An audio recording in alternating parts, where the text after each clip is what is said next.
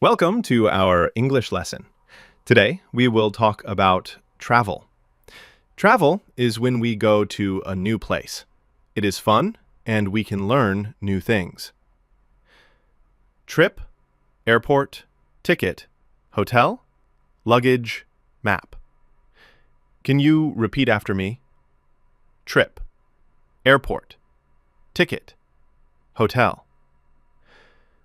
When I travel, I like to see new cities. I like to take photos and eat local food. Travel can be by plane, train, or car. Sometimes travel is short, and sometimes it is long. Do you like to travel? Where do you want to go? Let's practice speaking together. I want to go to Paris.